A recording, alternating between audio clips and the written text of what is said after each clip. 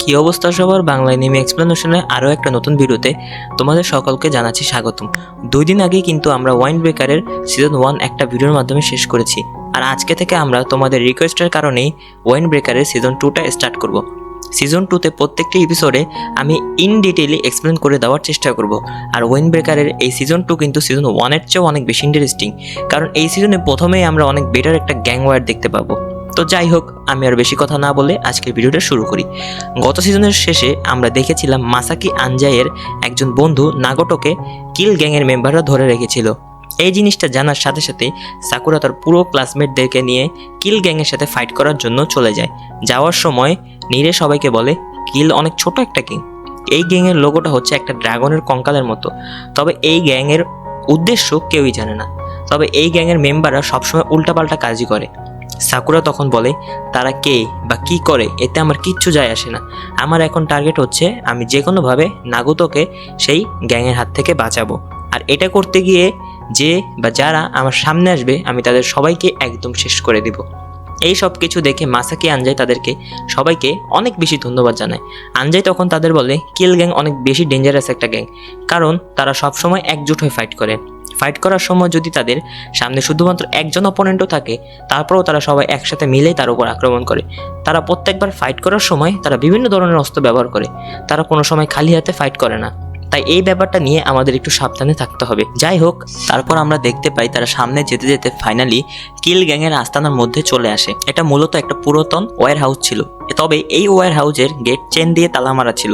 এটা দেখে সাকুরা চিন্তা করে, এখন আমরা এই ওয়্যার হাউসের ভিতরে কিভাবে যাব।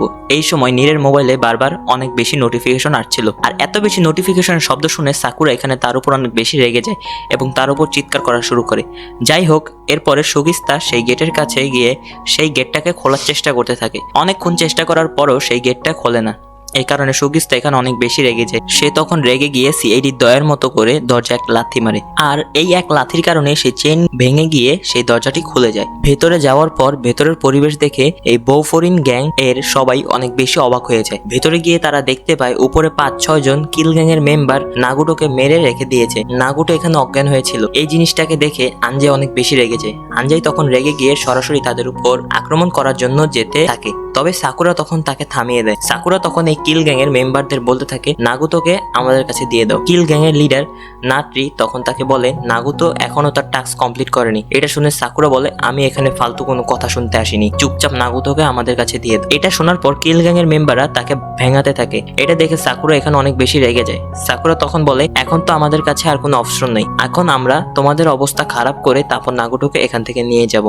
এটা শুনে নাটরি বলে, আরে বাবা, আমরা তো ভয় পেয়ে গেলাম, তোমরা তো এখানে অনেক মেম্বারদেরকে নিয়ে এসেছো, তবে এরকমটা তো আমরাও করতে পারি, তাই না? তখনই দেখা যায় এই ওয়্যার হাউসের গেট দিয়ে এখানে একসাথে অনেক বেশি কিল গ্যাং এর মেম্বার। এখানে এই কিল গ্যাং এর মেম্বারদের সংখ্যা অনেক বেশি ছিল। তারা সাকুরাদের চারপাশ থেকে ঘিরে ধরে। এটা দেখে বফরিন গ্যাং এর বাকি মেম্বাররা নীরাকে বলে, তুমি তো বলেছিলে এই কিল গ্যাং অনেক ছোট একটা গ্যাং, তাহলে এখানে এত বেশি মেম্বার একসাথে এলো কিভাবে? যাই হোক, এখানে এত বেশি মেম্বারদেরকে দেখেও সুসুকিস্তা, টাইগা, মিরচুকি এরা মোটেও ভয় পায় না। টাইগা তখন তাদেরকে বলে, আরে এত চিন্তা করো না, আমরা একজন যদি 4-5 জনকে মারি তাহলে আমরা খুব সহজে এদের সবাইকে হারিয়ে দিতে পারবো। সাকুরা তখন তাদেরকে বলে, আমি একা এদের সবাইকে সামলে নিতে পারবো, জাস্ট বাকি থাকা 2-1 জনকে তোমরা জাস্ট সামলাবে। এটা শুনে বফরিন গ্যাং এর বাকি মেম্বাররাও অনেক বেশি মোটিভেটেড হয়ে যায়।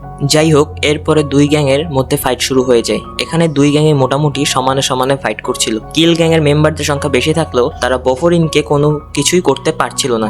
এদিকে আমরা দেখি শো নীরকে প্রোটেক্ট করতে করতে ফাইট করছে, কারণ নীরে ফাইট করতে পারতো না। অন্যদিকে সাকুরা, সুগিস্তা এই দুজন মিলেই তো কিল গ্যাং এর বেশিরভাগ মানুষের অবস্থা খারাপ করে দিচ্ছিল। নাটরি তখন বুঝতে পারে যে এই টিমে মাত্র 5 জন আছে যারা সবচেয়ে বেশি শক্তিশালী। যাই হোক, এরপরে সাকুরা আর আনজাই কিল গ্যাং এর লিডারের সাথে ফাইট করার জন্য সামনের দিকে যেতে থাকে। আনজাই তখন সিঁড়ি দিয়ে দৌড়ে উপরে উঠে আসে এবং নাটোরের উপরে আক্রমণ করার চেষ্টা করতে থাকে, তবে নাটরি এখানে খুব সহজে তার মুখে একটা কিক মেরে তাকে সেই সিঁড়ি থেকে নিচে ফেলে দেয়। এত উপর থেকে এভাবে নিচে পড়ে যাওয়ার জন্য আনজাই এখানে অজ্ঞান হয়ে যায়। এরপরে নাটরি তার কাছে দাঁড়িয়ে থাকা 5 জন ভিআইপি ফাইটারদেরকেও ফাইট করার জন্য নিচে পাঠিয়ে দেয়। এই 5 জন ভিআইপি ছিল কিল গ্যাং এর সবচেয়ে শক্তিশালী মেম্বার। এরা প্রত্যেকে একে একে সাকুরা, শু, মিক্সুকু, টাইগা আর সুগিস্তার সামনে ফাইট করার জন্য দাঁড়িয়ে যায়। এই পাগে সাকুরাদের টিমের সবচেয়ে শক্তিশালী 5 জনের সাথে অনেক ভালোভাবে ফাইট করছিল। এজন্য সাকুরা তাদের বাকি টিমমেটদের সেইভাবে ব্যাকআপ দিতে পারছিল না। এই কারণে বফিরুনের বেশিরভাগ মেম্বার এখানে মার খেতে থাকে। সাকুরা তখন তার ক্লাসমেটদেরকে বাঁচানোর জন্য সেদিকে যেতে নেয়, তবে কঙ্গো তখন তার সামনে এসে দাঁড়িয়ে যায়। সাকুরা যখন এই কঙ্গোর উপরে আক্রমণ করতে যায় তখনই পিছন থেকে কোনো একজন তার মাথায় পাইপ দিয়ে আঘাত করে। এই কারণে সাকুরার মাথা ফেটে এখানেই রক্ত বের হওয়া শুরু হয়। কঙ্গো তখন বলে ফাইট করার সময় শুধু সামনে দেখলেই হবে না, পেছনেও দেখতে হবে। যাই হোক, এই ফাইট দেখে নাটোরি তখন বলে, আমি তো ভেবেছিলাম এখানে তারা বফেরিন গ্যাংয়ের সবচেয়ে শক্তিশালী ফাইটারদেরকে নিয়ে আসবে, তবে আনজাই তো এখানে শুধুমাত্র ফার্স্ট ইয়ারের পোলাপানদের নিয়ে এসেছে, আর ফার্স্ট ইয়ারে যারা শক্তিশালী আছে তাদেরকে তো আমার টিমের ভিআইপিরা সামনে নিচ্ছে। কিছুক্ষণের মধ্যেই বফেরুন গ্যাং খুবই বাজেভাবে হেরে যাবে, কারণ আমাদের সংখ্যা অনেক বেশি। এটা সব কিছু দেখে নীরে এখন বুঝতে পারে যে তারা খুবই তাড়াতাড়ি এই ফাইটটা হেরে যাবে। এদিকে শো নীরের কারণে ঠিকমতো ফাইট করতে পারছিল না। এই কারণে ফ্রাস্ট্রেশনে গিয়ে নীরে নিজেই ফাইট করার জন্য ফাইটের মধ্যে চলে যায়। নীরে তখন এই ফাইটের মধ্যে গিয়ে একজন কিল গ্যাংয়ের মেম্বারকে স্পায়ার মেরে তাকে নিচে ফেলে দেয়। সেই একজন মেম্বারকে আটকে রাখার জন্য অনেক চেষ্টা করছিল, তবে তখন কেউ একজন তার হাঁটু দিয়ে নীরের মুখে মারে। এই কারণে নীরের অবস্থা এখানে অনেক বেশি খারাপ হয়ে যায়। নীরে তখন সাকুরার দিকে তাকিয়ে বলে, সাকুরা আমাকে ক্ষমা করে দিও। তখন কিল গ্যাংয়ের একজন মেম্বার একটা ব্যাট দিয়ে তার মাথায় অনেক জোরে আঘাত করে দেয়, তবে তখনই সেখানে ধামাকা কিছু একটা হয়। কিল গ্যাংয়ের সেই মেম্বারটা সেখান থেকে উড়ে গিয়ে পেছনের দেওয়ালে ধাক্কা খায়। সবাই তখন দেখতে পায় বফেরুনের সেকেন্ড ইয়ারের ক্যাপ্টেন কাজী, ভাইস ক্যাপ্টেন এনামাটো আর কুসুমি চলে এসেছে। কাজীকে দেখে এখানে কিল গ্যাংয়ের মেম্বাররা বলতে থাকে, আরে এই ছেলেটাকে তো দেখো, যারা মুখে ললিপপ আছে তার নাম তো কাজী, তাই না? আমি তো শুনেছিলাম সে যদি একবার শুরু হয়ে যায় তাহলে সে ততক্ষণ থামে না যতক্ষণ না তার অপোনেন্টের সবাই একদম ডাউন হয়ে যায়। যাই হোক, কিল গ্যাংয়ের লিডার নাটরি তখন কাজীকে বলে, আরে তোমরা এখানে কেন এসেছো? তোমরা কি জানো এই ফাইট কেন শুরু হয়েছিল? আমরা তো এখানে শুধুমাত্র নাগুটোর ফ্রেন্ডের সাথে কিছু কথাবার্তা বলতে চেয়েছিলাম, আর তোমাদের এই টিম তো তোমাদের শহরকে প্রোটেক্ট করে, তাই না? তাই এই ব্যাপারটার সাথে তোমাদের কোনো সম্পর্ক থাকা উচিত না। তাহলে তোমরা এখানে কেন এসেছো? কাজী তখন বলে, আরে তুই চুপ থাক, আমাদের এটার সাথে সম্পর্ক আছে, এই জন্যই আমরা এখানে আসছি। হ্যাঁ, এই কথাটা ঠিক যে বফিরুন তাদের শহরকে প্রোটেক্ট করে, আর শহরকে প্রোটেক্ট করার অর্থ হচ্ছে শহরের মানুষ এবং তাদের ফিলিংসকেও প্রোটেক্ট করা। আর কেউ যদি বফিরুনের কোনো বন্ধুর গায়ে হাত তোলে তাহলে আমরা তাদের হাতের একদম গুড়িয়ে শেষ করে দেব। আর তোমরা যেহেতু অলরেডি ফুরিনের গায়ে হাত দিয়েছো, তাই তোমাদের হাতকে তো আমাদের শেষ করতেই হবে। এটা শুনে কিল গ্যাংয়ের ম্যাক্সিমাম মেম্বাররাই এখানে অনেক বেশি ভয় পেয়ে যায়। নাটরি তখন তাদের সবাইকে বলে, আরে তোমরা ভয় কাকে পাচ্ছ? এখন তো শুধুমাত্র 3 জন এক্সট্রা এসেছে, তাই ভয় পাওয়ার কোনো কারণ নেই। তোমরা এই 3 জনের উপরই আক্রমণ করো, আর তোমরা যদি 3 জনের সাথে ফাইট না করো তাহলে আমি তোমাদের অবস্থা এই নাগুতোর মতোই করে দেবো। যাই হোক, এই কথাটা শুনে কিল গ্যাংয়ের সবাই আবারও তাদের উপর আক্রমণ করে। এখন আমরা দেখতে পাই যে সেকেন্ড ইয়ারের স্টুডেন্টরা জাস্ট একটা ঘুষি মেরে 3 জনকে নকআউট করে দিচ্ছে। কাজী তখন এখানে থাকা তার বাকি 2 সঙ্গীকে বলে, তোমরা এখানেই থাকো আর বাকিদেরকে কভার দাও, আর আমি নিজে উপরে গিয়ে তাদের লিডারদের সাথে ফাইট করব। এরপরে আমরা দেখতে পাই কুসুমের নীরেকে উঠিয়ে বাইরে রেখে দিয়ে আসে, কারণ ভেতরে এমনিতেও সে কিছু করতে পারবে না, তাই তার জন্য বাইরে থাকাটাই বেশি নিরাপদ। এখন এদিকে আমরা দেখতে পাই সেকেন্ড ইয়ারের স্টুডেন্টরা যেহেতু তাদের সাথে ফাইটে যোগ দিয়েছে, এই কারণে বফিরুনের কনফিডেন্স অনেক বেশি বেড়ে গিয়েছে। তারা এখন আবারও আগের চেয়ে ভালো মতো ফাইট করতে পারছে। কাজী তখন সেই লিডারের সাথে ফাইট করতে যায়, তখন সে সিঁড়িতে আনজাইকে পড়ে থাকতে দেখতে পায়।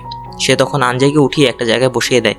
সাকুরা তখন চিৎকার করে কাজীকে বলে সে লিডারের গায়ে হাত দেবে না, তাকে আমি হারাবো, তার সাথে আমি ফাইট করব।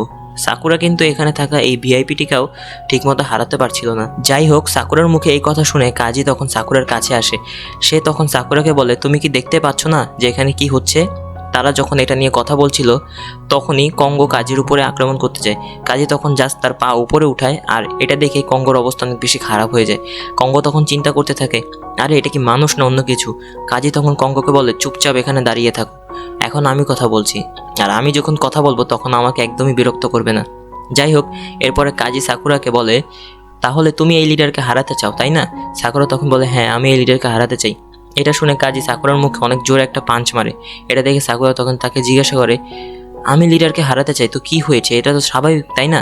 কাজী তখন বলে শুধুমাত্র তুমি লিডারকে হারাতে চাও, আর এই কারণে এই লিডারের ভিআইপি তোমাকে এখানে আটকে পেরেছে। কাজী তখন বলে তুমি শুধুমাত্র লিডারকে হারাতে চাও, আর এই কারণেই এই লিডারের ভিআইপি তোমাকে এখানে আটকে রাখতে পেরেছে। তুমি তো ভুলেই গেছো তোমাদের পেছনে তোমার টিমমেটরা কিভাবে ফাইট করছে, তাদের অবস্থা যে কত খারাপ হয়ে গেছে তুমি সেদিকে দেখোনি। একজন গ্রেট ক্যাপ্টেন হিসেবে তোমার সবার আগে এটা দেখা উচিত ছিল যে তোমার টিমের সবাই ঠিক আছে কিনা।